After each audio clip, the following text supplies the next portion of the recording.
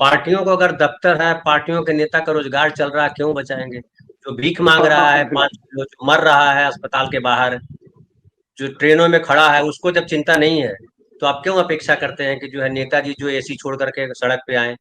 नहीं बनेगा मंत्री। एक बड़ा अच्छा हमारे साथी ने लिखा है कि गुजरात में पक्ष भी बीजेपी, विपक्ष भी बीजेपी, विपक्ष बीजेपी। कांग्रेस कांग्रेस भी विपक्ष में साथ खड़ी है।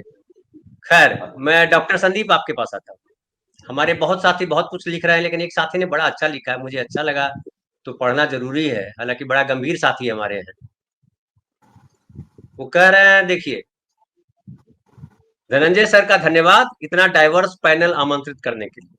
नहीं तो नोएडा वाला, जो खुद मॉल और दफ्तर के अलावा कहीं घर से नहीं निकलता, कश्मीर से लेके कन्याकुमारी विशेषज्ञ बना बैठा रहता है। ये कह रहे हैं कि देखिए, कन्याकुमारी से हमारे विनय भाई हैं, और कश्मीर से हमारे जो है जलील भाई हैं, और दिल्ली से हमारे जो है डॉक्टर संदीप हैं, मुजफ्फरनगर से हमारे भारत भाई हैं, और सुरेंद्र भाई साहब लखनऊ से हैं। तो ये बिल्कुल बहुत सही कहा आपने। मैं कोशिश यही करता हूँ ड्राइंग भाई।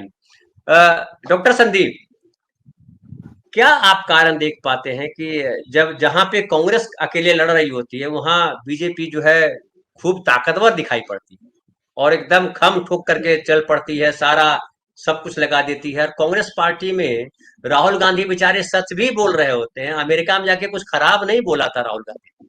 राहुल गांधी इधर हाल में मैं देख रहा हूं, या पहले भी अगर नोटबंदी के जमाने की बात करूं, तो कहीं मुझे खराब या गलत बोलते राहुल गांधी नजर नहीं आए। लेकिन राहुल गांधी पे सबसे ज्यादा संदेह जो है कांग्रेसी करते हैं, और राहुल गांधी के लिए सबसे ज्यादा गड्ढे जो है कांग्रेसी खोदते हैं। राहुल गांधी जहां पे फूल लगा के आते हैं, कांग्रेसी फूल के पौधे उखाड़ के फेंक करके वहां पे हग मूत देते हैं। और वो चाहते हैं कि राहुल गांधी उनके लिए सत्ता लेकर के आए, और ये मंत्री बनने के लिए फिर मुंह फुलाएंगे। कौन मुख्यमंत्री बनेगा? हरियाणा तो इसी में गया, कौन मुख्यमंत्री बनेगा? तो ये जो है लेकिन रीजनल पार्टियां जो है, उसके सामने बीजेपी टे बोल देती है। अभी तक भी, अब ये भी एक कहा जा सकता है, आरएसएस वाले बहुत इस मामले में गढ़ने में मास्टर हैं, कि भाई पहले हमको कांग्रेस को निपटाना है, क्योंकि राष्ट्रीय स्तर पर वही पार्टी है जो हमसे लड़ती दिखाई पड़ती है, उससे हमको खतरा है। रीजनल पार्टियों की क्या हैसियत है? निपटा देंगे। कहीं उधर ममता बनर्जी अकेले बंगाल में रहे, हम यहाँ संसद में ले आएंगे। वन नेशन वन इलेक्शन के साथ जो है कि सब कुछ दिल्ली में ही है, एक दिन संविधान में चेंज कर देंगे, बंगाल खत्म हो जाएगा। बोला बंगाल यूटी है, जैसे कश्मीर यूटी है, तो बंगाल यूटी नहीं हो सकता है। तो जहां जहां कांग्रेस, जहां जहां बीजेपी की जगह नहीं है, वो यूटी बन जाएगा। क्या दिक्कत है? क्या आपको लगता है क्यों कांग्रेस और बीजेपी में ऐसा हो जाता है? आपने बहुत बड़ा सवाल पूछा है, कई सवाल युक्त हैं, तो मुझे थोड़ा समय लगेगा। आप सभी को नमस्कार। और ये बड़ा इंटरेस्टिंग सवाल भी है। लोग मजाक में कहने लगे हैं कि अभी की जो बीजेपी है वो पहले की कांग्रेस पार्टी है, और अभी की जो कांग्रेस पार्टी है, कम से कम उसके जो नेता है राहुल गांधी, वो पहले की कम्युनिस्ट पार्टी है। तो हकीकत है, राहुल गांधी तो एक सोशलिस्ट और कम्युनिस्ट हो गए हैं, लेकिन उनकी पार्टी के लोग वही लोग हैं जो बेसिकली जिनका माइंडसेट उस तरह से नहीं चेंज हुआ है जिस तरह से राहुल गांधी का चेंज हुआ है। क्योंकि सामने जब हमले हो रहे थे, जब वो संसद में बैठते हैं तो सारे हमले वो झेलते हैं व्यक्तिगत तौर पे। उन्होंने जो अपना विस्तार किया है, आप सभी साथियों ने उस लेख को पढ़ा होगा, मैंने भी आज इंडियन एक्सप्रेस में पढ़ा, जो राहुल गांधी ने लिखा है, और पूरा वो लेख मुझे याद है। मैं विस्तार से उस पर बात करूंगा। वो बात करते हैं सबसे पहले बिजनेस के मोनोपोलाइजेशन का, और कैसे जो कुछ बिजनेस घराने हैं, A1 A2 तो बहुत दिनों से कहते रहे हैं कि उन्होंने छोटे छोटे और जेन्युइन, वो एग्जाम्पल लेते हैं पीयूष बंसल के लेंसकार्ट का, और वो एग्जाम्पल लेते हैं TCS का, टाटा कंसल्टेंसी सर्विसेज का, कि इन्होंने कैसे जगह बनाई। एक्सेंचर जैसी कंपनी में TCS, एक्सेंचर और IBM इंटरनेशनल बिजनेस मशीन के होते हुए भी TCS ने अपनी जगह बनाई, बहुत सारे लोगों को नौकरी दिया, रोजगार को गति दी, उद्योग को गति दिया। ये उनके लेख का शुरुआती मामला है। फिर वो कई कंपनियों का नाम लेते हैं, और फिर आज उन्होंने ट्वीट किया है, अभी मैं देख ही रहा था वही ट्वीट, कि उन्होंने कहा है कि जिन कंपनियों का मैंने नाम लिया है जो फेयर प्ले करती हैं, और उनसे दबाव बनाया जा रहा है कि सोशल मीडिया पर बीजेपी सरकार के पक्ष में स्टेटमेंट दें। फिर आगे वो बात करते हैं, बड़ा इंटरेस्टिंग है कि एक्चुअली जो ये कुछ संस्थाएं जिन्होंने मोनोपोलाइज कर लिया है, वो बेसिकली ईस्ट इंडिया कंपनी की तरह काम कर रही है। कल मैंने आपके शो में चर्चा की थी कि अंग्रेज जो थे, उन्होंने जो ओपियम वार हुआ, वो भारत में ओपियम का प्रोडक्शन करवाते थे, चाइना में बेचते थे, और चाइना से चांदी लेते थे। खूब पैसा कमाया उन्होंने। मैंने माल दूसरे का बेचा दूसरे को, पूरा नशे में चाइना को खराब कर दिया। चाइना के साथ दो देशों ने खूब अत्याचार किया है, एक तो जापान ने और दूसरा इंग्लैंड ने। इंग्लैंड ने तो यहां तक उस संधि में हांगकांग को ले भी लिया, मैनेज कर लिया। एनीवे, कुल मिला के मामला ये बनता है धनंजय जी कि फिर आगे वो जिक्र करते हैं गांधी का, फिर वो जिक्र करते हैं मनरेगा का, फिर वो राइट टू फूड का, फिर उसके बाद वो बात करते हैं जो नियमगिरी में लैंड एक्विजिशन एक्ट का। बहुत अच्छा लेख है वो, और बढ़िया से बात करते हैं। फिर गांधी के जो ग्राम स्वराज था, जो उनका प्रिंसिपल है, उसकी बात करते हैं। फिर वो कहते हैं कि किसी को यहाँ मसीहा नहीं बनना है, इसके साथ उनका लेख खत्म होता है। बड़ी अच्छी बातें हैं, लेकिन हकीकत में मामला ये है ना कि जी जी बढ़िया लेख है, लेकिन मामला ये है धनंजय जी कि कांग्रेस पार्टी, मुझे डर लग रहा है, डर ये लग रहा है कि जो कांग्रेस पार्टी है, जो कास्ट सेंसस के नैरेटिव पर जिसने गति पकड़ी थी, अब वो कहीं पंक्चर ना हो जाए। पंक्चर इसलिए हो जाएगा कि जब कोई हकीकत नहीं होती है, याद रखिएगा कास्ट सेंसस को सैबोटेज करने वाली यूपीए 2 ही थी, और उसमें सबसे बड़ा नाम प्रणब मुखर्जी थे और चिदम्बरम थे। प्रणब मुखर्जी के ऊपर आरोप लगता है कि उन्होंने उन डाटा जो 2011 में यूपीए 2 ने 5,000 करोड़ रुपए खर्च करके सोशियो इकोनॉमिक कास्ट सेंसस करवाया था, सर्वे कराया था, जिसका नाम दिया था, भारत सरकार का 5,000 करोड़ रुपया उसमें खर्च हुआ था, उसके आंकड़े रिलीज नहीं किए। कहा कि ये आंकड़े जो है वो ठीक नहीं है। मैं आपको बताऊं, ये पूरा का पूरा एक झूठ था। और झूठ एक्चुअली इसीलिए नेपोलियन कहा करता था कि सारी चीजों का जो एक्चुअली इतिहास इसीलिए बहुत जरूरी है, इसलिए वो कहता था कि इतिहास पढ़िए, इतिहास और मैथमेटिक्स पढ़िए। मैथमेटिक्स जो है ना, आपको दिमाग को शार्प रखता है, और इतिहास आपको आपकी गलतियों को और आपकी अच्छी चीजों को याद दिलाता रहता है। अभी कांग्रेस ने यही बहाना दिया था जब काका कालेलकर कमीशन 53 में बना और 55 में रिपोर्ट जमा की, तो उस समय के जो गृह मंत्री थे गोविंद बल्लभ पंत, वो उनके माँ बाप तो माने उनके जो पूर्वज थे वो चित्तपावन ब्राह्मण थे, महाराष्ट्र से माइग्रेट किए थे, उत्तराखंड में रहते थे, और उस समय वो यूपी था, इलाहाबाद यूनिवर्सिटी के वो प्रेसिडेंट भी रह चुके थे। उन्होंने दो तर्क दिए कि एक तो साइंटिफिक डेटा से ये कलेक्ट नहीं की गई है रिपोर्ट, दूसरा भारत जो सरकार है वो पंचवर्षीय योजना लागू करने जा रही है, समृद्धि आ जाएगी, तो इस तरह की चीजों का की कोई जरूरत नहीं है। अब आप सोच लीजिए धनंजय जी, उसमें रिकमेंडेशन क्या था, आपको जान के आश्चर्य होगा। काका कालेलकर एक बहुत बड़े साहित्यकार थे, वो भी ब्राह्मण थे, और वो गांधी के सहयोगी रह चुके थे। उनके कई लेख हिंदी में मैंने पढ़े हैं, बड़े कई बार पढ़े, बड़ा बढ़िया लिखते थे वो गुजरात में रहे, गुजराती आती थी उनको, मराठी आती थी, हिंदी आती थी, अंग्रेजी आती थी, और उन्होंने अपने लेख लिखे हैं। और वो उन्होंने 4 चीजें रिकमेंड की थी। उन्होंने रिकमेंड किया था 70% रिजर्वेशन औरतों के लिए। औरतों को उन्होंने किसी कैटेगरी का नहीं माना, उन्होंने माना कि वो परिवार की समस्याएं औरतों से जुड़ी हुई हैं। उन्होंने रिकमेंड किया ओबीसी का रिजर्वेशन जो था बी और सी की नौकरियों के लिए 40% और ए की नौकरियों के लिए 25%। फाइनली मंडल भी 27 ही रिकमेंड कर पाई। कितना करीब थे वो सच के। एनीवे, उस रिपोर्ट को डस्टबिन में डाल दिया गया, उस रिपोर्ट को डस्टबिन में डाल दिया गया। अब कांग्रेस जो है, कांग्रेस का एक इतिहास रहा है। एक्चुअली कांग्रेस की सबसे बड़ी जो पॉलिटिक्स की प्रॉब्लम है वो ओबीसी बन गई है, और बीजेपी की सबसे बड़ी स्ट्रेंथ है वो केवल और केवल ओबीसी है। और मैं आपको बताऊं, और उसके साथ साथ वो दलित समाज को जोड़ ले रही है, उसके साथ साथ वो उनके साथ सवर्णों का माने वो एक्चुअली परसेप्शन बनाने वाले लोग हैं, नैरेटिव सेट करने वाले लोग हैं, तो उन्होंने सेट कर लिया उनको। अच्छा, उनको फायदे भी मिल रहे हैं।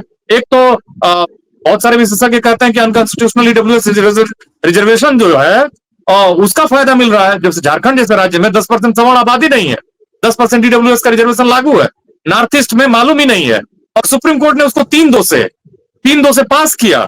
और जब मंडल लगा, तो जब इंदिरा साहनी कोर्ट गई, तो उसको 2 साल बाद जजमेंट आया, 1 साल बाद वो लागू हुआ, जबकि यहाँ पहले लागू हो जाता है 19 में, और 2 साल बाद उसकी सुनवाई होती है। तो इसको कांग्रेस भुना नहीं पा रही है ओबीसी को अपने साथ लाने में। कांग्रेस जो है ना, एक्चुअली क्या है कि वैचारिक रूप से राहुल गांधी इवॉल्व हुए होंगे, लेकिन उनके पार्टी के लोग ये जो लूप होल्स हैं सोच रहे हैं कि हम ऐसे ही जीत जाएंगे, और जीतने के बाद जब मंत्री बन ही जाएंगे तो इन ओबीसी के लोगों को जगाना क्यों है। जाग जाएंगे तो मुश्किल ये है कि बाद पावर में शेयर मांगेंगे। मेन मुश्किल ये है। और आप जो रीजनल पार्टीज का एस्पिरेशन है, मैं आपको बता रहा हूं कि ये कभी रीजनल पार्टीज को चैलेंज ही नहीं कर पाएगी कांग्रेस, क्योंकि उन रीजनल पार्टीज का जन्म ही कांग्रेस की मौत से हुआ है। अब एग्जांपल लीजिए, 90 में अंतिम चीफ मिनिस्टर जो थे यूपी में नारायण दत्त तिवारी थे। 89 में 24 या 25 दिसंबर को, 26 दिसंबर होगा 1989 को मुलायम सिंह यादव यूपी के चीफ मिनिस्टर बने। उसके बाद कांग्रेस सत्ता में वापस नहीं आई। इसलिए नहीं आई है कि कांग्रेस जो है 2007 तक उसका मंडल पे कहीं कोई क्लियर मतलब स्टैंड ही नहीं था। याद रखिएगा, कोई क्लियर स्टैंड नहीं था। अर्जुन सिंह ने जब 2007 में केंद्रीय नौकरियों में जो कई इंस्टीट्यूट थे जहां रिजर्वेशन ओबीसी का नहीं था लगाया, उनको भी साइडलाइन कर दिया कांग्रेस के लोगों ने। उनको लगता था कि ये सब हम दूसरे राज्यों को मैनेज करके पावर में रहेंगे और बढ़िया से चलता रहेगा। ये सब देखिए, तब तक लोग बात नहीं करते हैं उस मार्जिनलाइज तबके की जब तक मुश्किल में नहीं आते हैं। राहुल गांधी तो इस बात को सामने से फ्रंट में, भाई किसकी सदस्यता गई उनके, किसी आपने नाम लिया ना 4-5 लोगों का जो बड़े बड़े, अब मैं नहीं कहना चाहूंगा, बड़े बड़े आपने नेताओं का नाम लिया जो राज्यसभा सांसद होते हैं, लेकिन उनकी सदस्यता गई?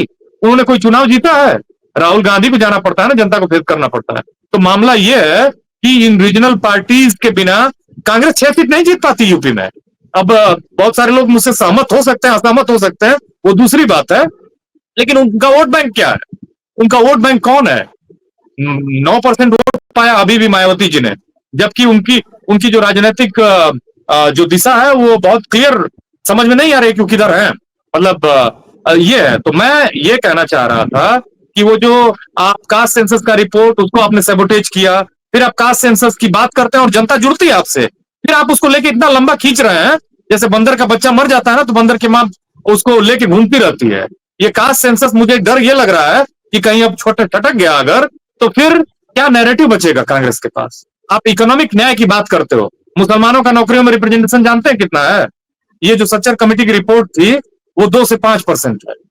आबादी है 2011 के हिसाब से 14.5%। इनको न्याय कब मिलेगा? ये खाली वोट बैंक बन के रहेंगे? भारत मानवीय कब बनेगा? क्या मानवीय खाली यहाँ पर कास्ट लोग हैं? खाली वही मैंने ज्ञान दे सकते हैं? ज्ञान तो सभी के पास है, सब दे सकते हैं। ये सब वो सवाल है। लेकिन डॉक्टर संदीप, जब हाँ, प्रणब मुखर्जी वित्त मंत्री होंगे, गोविंद बल्लभ पंत जो है गृह मंत्री होंगे, तो आप क्या सोच रहे हैं कि वो जो है तो जो नहीं नहीं, एक मिनट, वो क्या सोच रहे हैं कि नेहरू जो सोचते थे उसको लागू करवाएंगे? देखिए, एक और बात मैं बता रहा हूँ। वो लागू करवाएंगे जो गोलवलकर सोचते थे। देखिए, मैं वो कहना तो नहीं चाहता हूँ, लेकिन एक और हमारे हमारे एक और हमारे मैं एक मिनट, मेरे पास हमारे स्क्रीन पर धनंजय जी, एक दर्शक है, एक मिनट, हमारे स्क्रीन पे एक दर्शक है, एनोनिमस नाम है। अब ये कह रहे हैं कि राहुल गांधी जो है कांग्रेस के नेता न रहे, मतलब कोई दूसरे को चीफ बना दे, तो इन्हीं को बना दिया जाए, या हमें हमें लगता है कि वो क्या कहते हैं, उनका नाम है ये योगी जी को बना दिया जाए अध्यक्ष कांग्रेस का? मतलब ऐसे ऐसे सलाहकार बैठे हैं, तो क्या होगा फिर? जी। अब आपको मैं देखिए, सारी चीजें जो मैं बोल रहा हूँ ना धनंजय जी, एविडेंस के साथ बोल रहा हूँ। अब देखिए, जब भारत आजाद हुआ उससे पहले लैंड रिफॉर्म की बात हो रही थी। अब भारत में अगर आप जाएंगे इतिहास में तो सामंतवाद कैसे शुरू हुआ, भारत में जमींदारी, जो जमींदार अपने को कहते हैं, वो कैसे बने, आपको जान के आश्चर्य होगा कि ये जो जमींदारी थी वो उत्तर भारत में थी, ठीक ना, और दक्षिण भारत में दूसरा सिस्टम था। वहां जो किसान थे वो जमीनों के मालिक थे, और यहाँ इधर मालिक नहीं थे, ये इनसे टैक्स वसूला जाता था और फिर उसके बाद जमा किया जाता था। जमींदार भी जमीनों के मालिक नहीं थे। सामंतवाद का इतिहास पढ़ेंगे आप, खैर उसको छोड़िए। ये बहुत बड़ा डिमांड था 47 से पहले ही कि लैंड रिफॉर्म हो। आपको जान के आश्चर्य होगा कि कांग्रेस पार्टी जितनी भी प्रेसिडेंसी थी उसमें चुनाव लड़ती थी इसी डिमांड्स पे, और उसके बाद ज्यों देश आजाद हुआ और देश में कांग्रेस की सरकार आई, लैंड रिफॉर्म को ठंडे बस्ते में इसलिए डाल दिया गया। आप जानते हैं क्यों? क्योंकि ज्यादातर जो उस समय मंत्री बने वो सब मंत्रियों के और उनके लोगों की जमीनें थी। और कौन अपने खिलाफ कानून बनवाएगा? अगर मेरे पास 5 लाख करोड़ रुपए हैं, 5,000 करोड़ रुपए हैं, तो मैं अपने कंफर्ट जोन से क्यों निकलूंगा? मुझे दुनिया को बराबर करने की क्या जरूरत? मुझे दुनिया को रूल करने की है। एक छोटा सा जीवन मिला है, ये भी एक मानसिकता है, उसमें आप इंजॉय करिए। वो जो चारवाक का दर्शन है ना, या यावत जीवेत सुखम जिनमें ऋणम कृतम पीवेत भस्मीभूत देह पुनरागमनम कुतः, क्या यहाँ कम्युनिस्ट बनना है और क्यों लड़ना है किसी से? मजा लीजिए, आनंद लीजिए। तो आप आनंद लेंगे तो आनंद वाला रिजल्ट मिलेगा। एक्चुअली क्या है ना कि कांग्रेस को एक अपने जो पार्टी का स्ट्रक्चर है धनंजय जी, पार्टी का स्ट्रक्चर छोड़िए, पावर में आना बात का, आपको एक मैसेज देना होगा। रेवंत रेड्डी ने कहा कि हम जातिगत जनगणना कराएंगे, उसके बाद दूसरा कोई समाचार नहीं आया। रेवंत रेड्डी कौन है? वो वही व्यक्ति हैं, वो वही व्यक्ति हैं जो एबीवीपी में रहे हैं, बीजेपी में रहे हैं। अच्छा, रेड्डी, सबसे बड़ी दिक्कत क्या है कि आपको रेड्डी की कहानी बताऊं मैं। पूरा जो पॉलिटिकल स्पेस है आंध्रा और तेलंगाना का, खास करके तेलंगाना का और आंध्रा का, अम्मा और रेड्डी के कब्जे में है। अब आप वेलमा, एक छोटी सी कास्ट है वहां पे, चंद्रशेखर वेलमा जाति के थे, 1% आबादी है उसकी। अब हकीकत यह है कि सारा स्पेस घेर रखे हम, रेवंत जी अब वो छोड़ेंगे कैसे? अब ये वो सब सेक्रीफाइस वाली सेल्फलेस पॉलिटिक्स नहीं है। पॉलिटिक्स तो ये है कि डाटा आंकड़ों के आधार पर अब लोगों को आप मैनेज करिए और उनको जितना सच्चाई से दूर रखिए उतना आप सत्ता में रहेंगे। तो कांग्रेस अगर ये चाहती है तो लोग समझते हैं इस बात को कि बीजेपी कई मामलों में उससे बेहतर है, अभी भी बीजेपी कई मामलों में उससे बेहतर है। और वो क्यों जाएंगे कांग्रेस के ट्रैप में? कांग्रेस ने क्या किया? कांग्रेस को लंबा समय मिला। कांग्रेस को ये देखिए, मैं बता रहा हूं, ये पूरा एविडेंस है कि कांग्रेस जब से आजादी मिली है उसका ओबीसी पे क्या स्टैंड था। ओबीसी की आबादी देश में मंडल ने कहा 52 है, हकीकत में बिहार में निकल के आई 63%, हकीकत में वो 60 के करीब है।